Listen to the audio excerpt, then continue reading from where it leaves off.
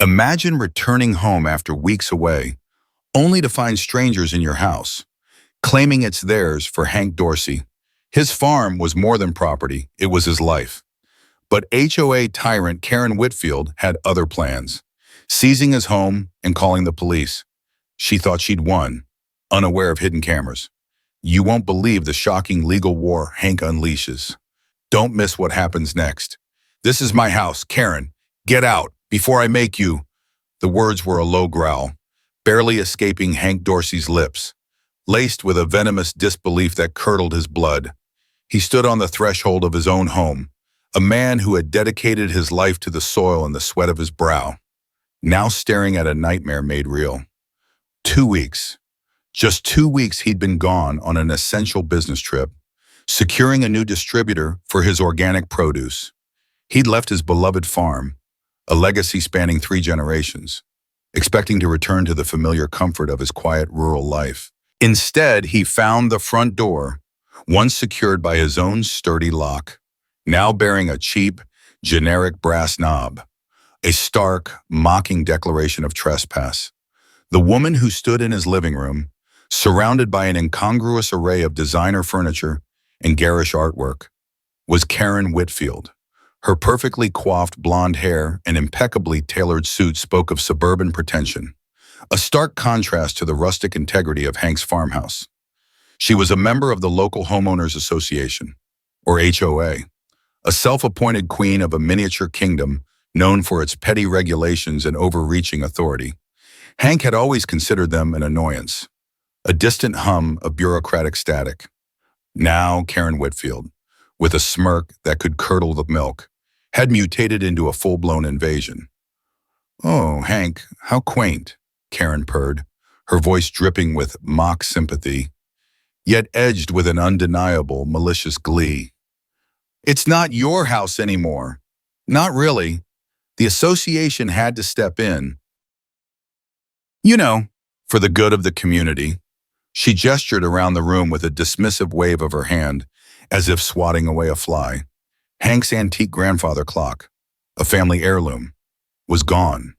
In its place, a ghastly modern sculpture that looked like a tangle of chrome pipes.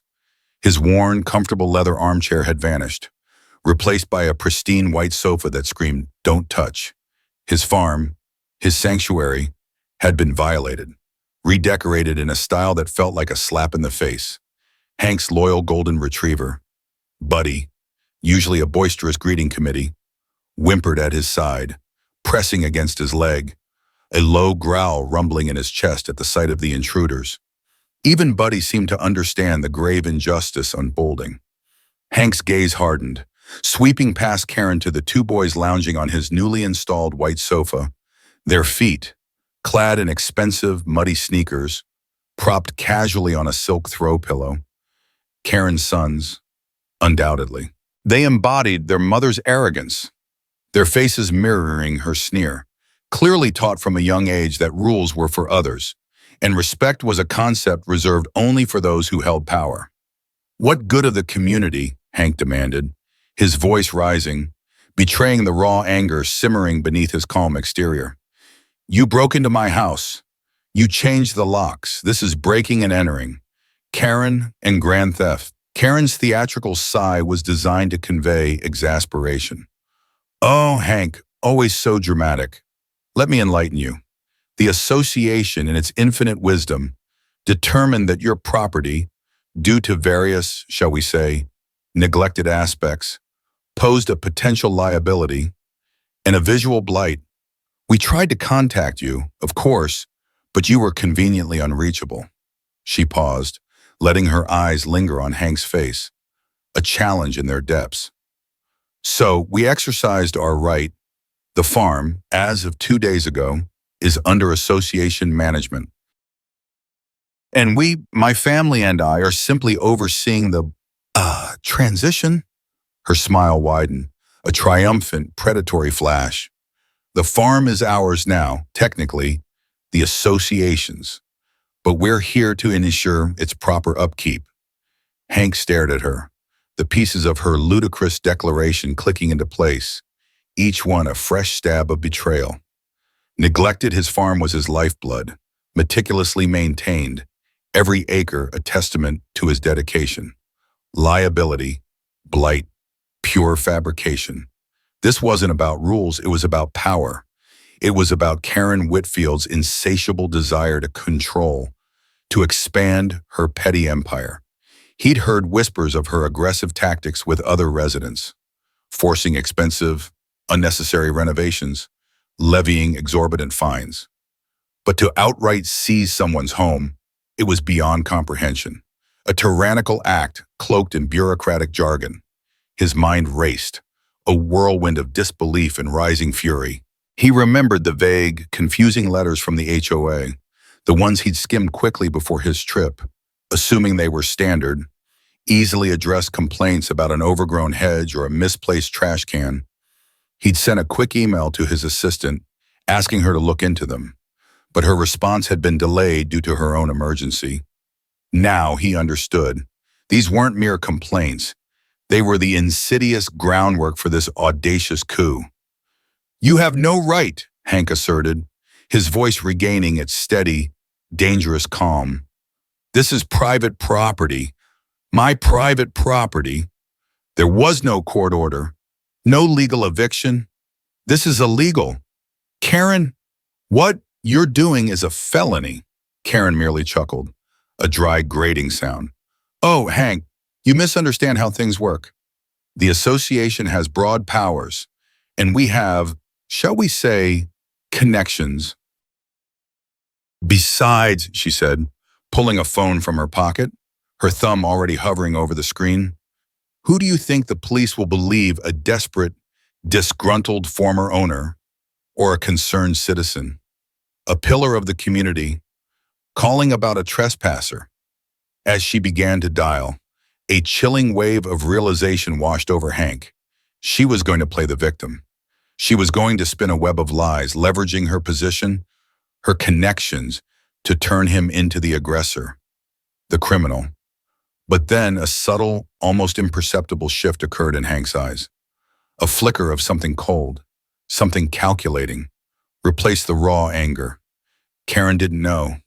She couldn't know. Before his trip, fueled by a nagging unease about rising rural crime rates and a general distrust of strangers, Hank had quietly installed a state-of-the-art security system. Tiny, high-definition cameras, strategically placed throughout the house, meticulously recording every angle, every sound. Even the faint hum of the hard drive in the basement was something only he would notice. The call to 911 was indeed a beginning, but not the one Karen envisioned.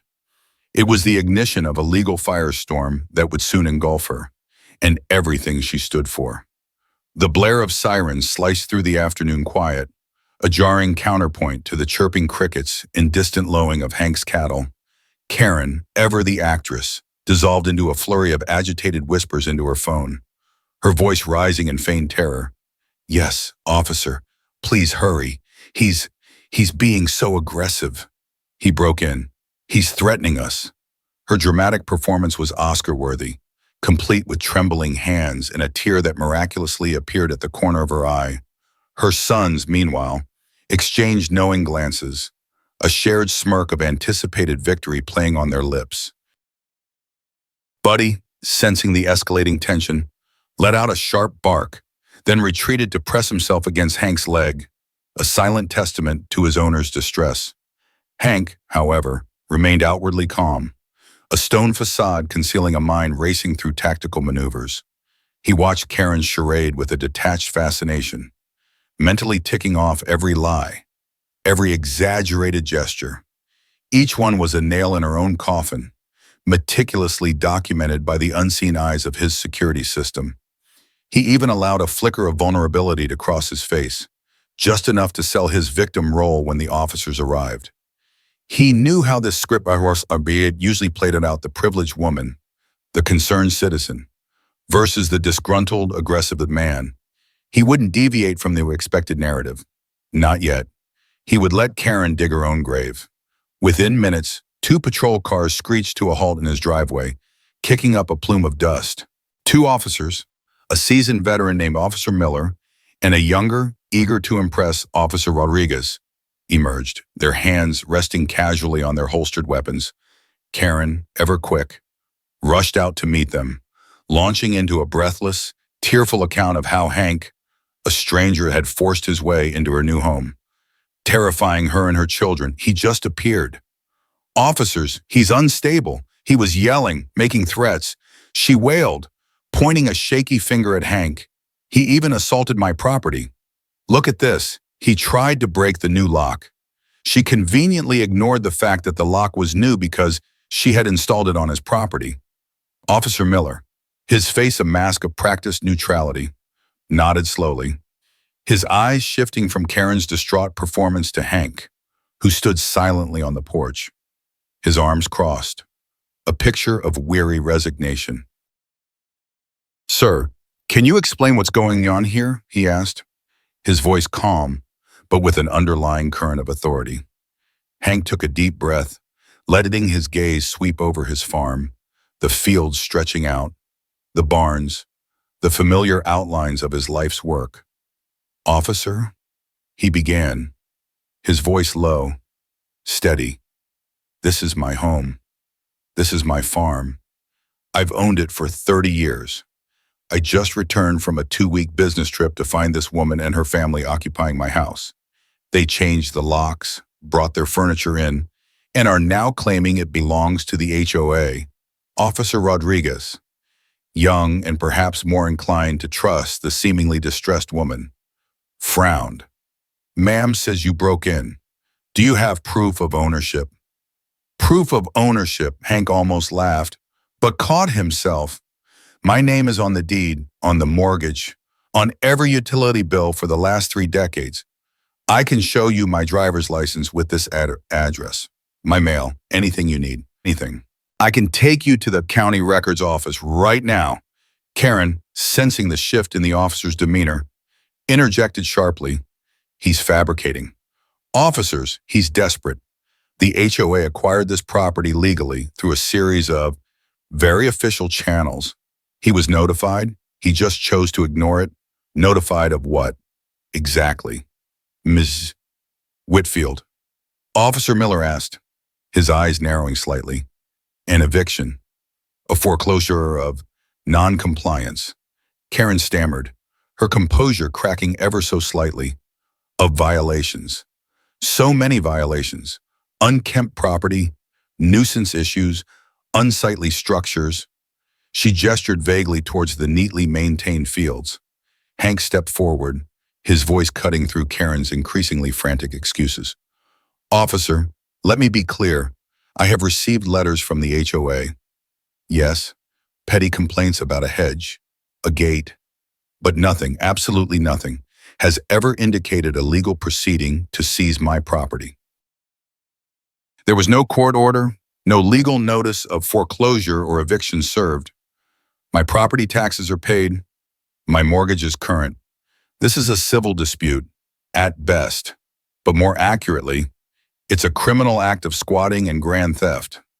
Officer Miller, a seasoned veteran of domestic disputes and property feuds, seemed to weigh Hank's calm, rational explanation against Karen's emotional outbursts. He'd seen Karen's type before, the self-important busybody who believed her own exaggerated sense of authority.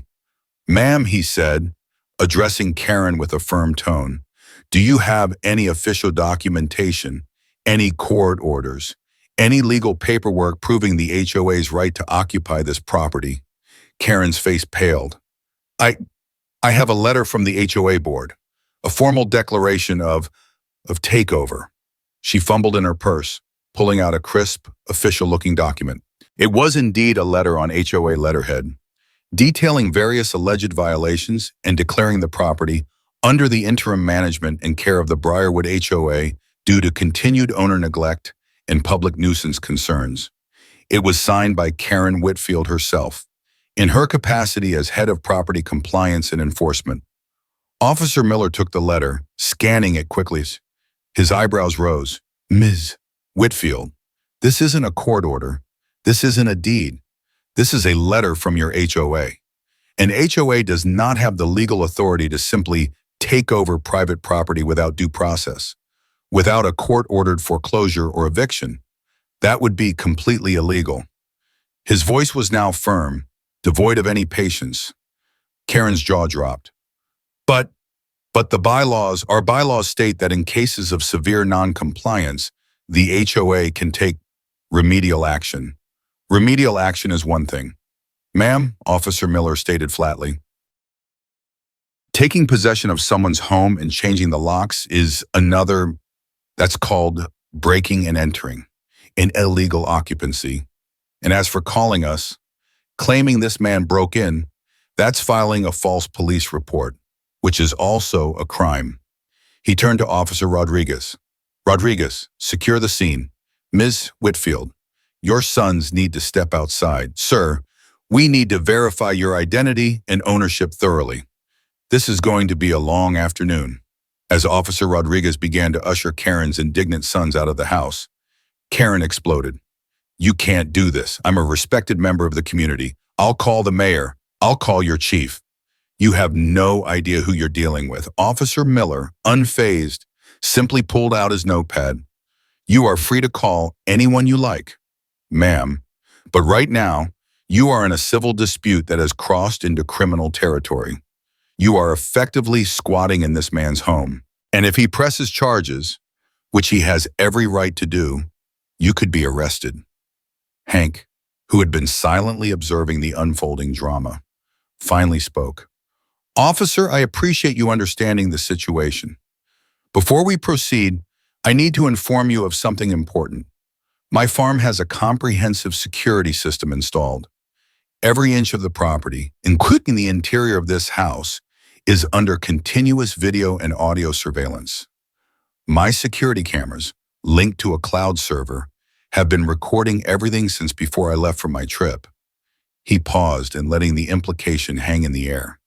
That includes Karen entering my home, changing the locks, bringing in her furniture, and every word exchanged since I arrived back. Karen's face, which had been contorted in rage, instantly drained of all color. Her mouth hung open, her eyes wide with dawning horror. The smugness of her sons vanished, replaced by a panicked confusion. They glanced at each other, then frantically scanned the room, as if suddenly aware of invisible eyes. The air in the living room grew heavy, thick with the weight of Karen's exposed deception. Officer Miller's head snapped towards Hank, his eyes widening in surprise, then quickly shifting to a shrewd, assessing gaze. This was no longer just a messy property dispute. This was a legal goldmine, potentially a slam-dunk case of criminal trespass, fraud, and false reporting. The twist, Hank realized, was even better than he'd hoped. Not only would this prove his innocence, but it would expose Karen for the calculating, arrogant bully she truly was. The call to 911 wasn't just the beginning of Hank's fight. It was the start of Karen Whitfield's spectacular, self-inflicted downfall. The silence that followed Hank's revelation was deafening, punctuated only by the distant squawking of a crow. Karen, frozen in place, looked as though she'd seen a ghost, her carefully constructed facade crumbling into a grotesque mask of shock and disbelief. Her sons, previously so self-assured, now fidgeted uncomfortably, their eyes darting around the room, trying to locate the invisible lenses that had documented their mother's hubris. Officer Miller, a seasoned veteran, simply stared at Hank, a slow smile spreading across his face. This wasn't just a he said, she said anymore. This was concrete evidence, a goldmine for the prosecution, and a clear path to justice. Is that so, Mr. Dorsey? Officer Miller finally said, his voice laced with a newfound respect. And these cameras, are they connected to a remote server accessible now? Yes, officer. Hank confirmed, his voice calm, almost serene, cloud-based, secure and time-stamped. Every minute, from the moment I left to the moment I walk back in, is there, you'll see Ms. Whitfield and her family enter. Change the locks. Move their belongings in. You'll see everything. Karen let out a choked gasp, her knees suddenly weak. Officer Rodriguez, no longer seeing a distraught woman, but a potential criminal. Move closer, his hands subtly resting near his taser. Ma'am, you're going to have to step outside and wait by the patrol car. We have some serious questions for you, Karen spluttered, trying to regain some semblance of control. This is outrageous. He's lying. He's trying to trick you. He's clearly delusional.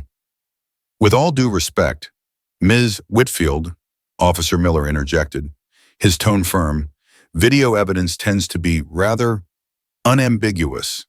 We will be reviewing it thoroughly. For now, you are being detained for questioning regarding breaking and entering, illegal occupation, and filing a false police report. Your sons are free to go, but they need to vacate the premises immediately. The immediate aftermath was chaotic. Karen, still protesting vehemently, was escorted out, her furious shouts echoing across Hank's peaceful farm. Her sons, muttering curses under their breath, hastily gathered their few personal items, their arrogant swagger replaced by a hurried, almost panicked retreat. Buddy, sensing the departure of the intruders, let out a triumphant bark, wagging his tail furiously. Officer Miller spent the next hour meticulously documenting the scene, taking Hank's formal statement and arranging for a locksmith to restore Hank's original locks. He also connected Hank with a seasoned prosecutor he knew, assuring Hank that this case was open and shut. Mr. Dorsey, Miller said, shaking Hank's hand firmly, with that video evidence, Ms. Whitfield isn't just facing civil penalties. She's looking at serious criminal charges. And the HOA, they're going to have a lot to answer for, especially if they sanction this takeover. The news of Karen Whitfield's attempted usurpation of Hank Dorsey's farm, complete with the irrefutable video evidence, spread like wildfire through the small, tightly knit rural community. The secret neighbor who had also been recording the initial confrontation from a discreet distance, a longtime admirer of Hank's quiet integrity, anonymously forwarded their own corroborating footage to the local news station, adding another layer of public outrage to the brewing scandal. The local news, hungry for a sensational story, picked it up immediately, turning Hank's personal nightmare into a local headline. The community, long simmering with resentment over the HOA's increasingly oppressive regulations and Karen's autocratic behavior, finally had a champion and a clear villain. The HOA, previously an untouchable entity, found itself under an unprecedented microscope. Phone calls flooded their offices. Emails jammed their servers. Other residents, emboldened by Hank's courageous stand and the damning evidence, began to come forward with their own stories of harassment, exorbitant fines, and arbitrary rule enforcement by Karen and her cronies. A hidden truth began to emerge. Karen wasn't just a rogue actor. She had systematically abused her power, using the HOA's official authority to intimidate, control, and financially exploit her neighbors. Some whispers even suggested that certain board members had turned a blind eye, or even actively participated in Karen's schemes, perhaps benefiting from the inflated contractor bids she mandated for community improvements. The power dynamic within the HOA, once so heavily skewed in Karen's favor, began to visibly crumble. Hank, now working closely with an attorney specializing in property law and civil rights, carefully built his case. The security footage was paramount, serving as irrefutable proof of Karen's criminal actions. But his attorney also started digging into the HOA's finances, their bylaws, and their past enforcement actions. What they uncovered was a labyrinth of questionable expenditures, arbitrary fines, and a pattern of behavior that suggested a deliberate effort to squeeze money from residents, often for trivial or non-existent infractions. The takeover of Hank's farm wasn't an isolated incident. It was the audacious culmination of a long history of systemic abuse, a final, desperate power grab by a woman who believed she was untouchable. The legal battle was no longer just about Hank's farm. It was about exposing the rot at the heart of the Briarwood HOA and dismantling a tyrannical regime. The courtroom was packed, a sea of faces eager to witness the culmination of the legal drama that had captivated the region. Local residents, news reporters, even curious onlookers filled every seat. their gazes fixed on Hank Dorsey, who sat composed and resolute at the plaintiff's table, and Karen Whitfield, a pale, defeated shadow of her former self, beside her own clearly exasperated attorney. The trial had been a whirlwind of damning evidence, expert testimony, and emotional appeals from both sides. But the backbone of Hank's case remained the irrefutable, crystal-clear security footage. The video played for the jury, unedited, unforgiving. The chilling sight of Karen and her sons breezily entering Hank's locked home, a locksmith's tools evident in their hands, followed by the casual removal of his cherished belongings and the almost theatrical redecoration of his personal space, left no room for doubt. The moment Karen, with a cruel smirk, changed the locks on his front door. A collective gasp rippled through the gallery. Then came the chilling audio of her deceptive 911 call, immediately followed by the arrival of the police and her fabricated accusations against Hank. The dramatic contrast between her panicked performance for the officers and Hank's calm, irrefutable claim to ownership was laid bare for all to see.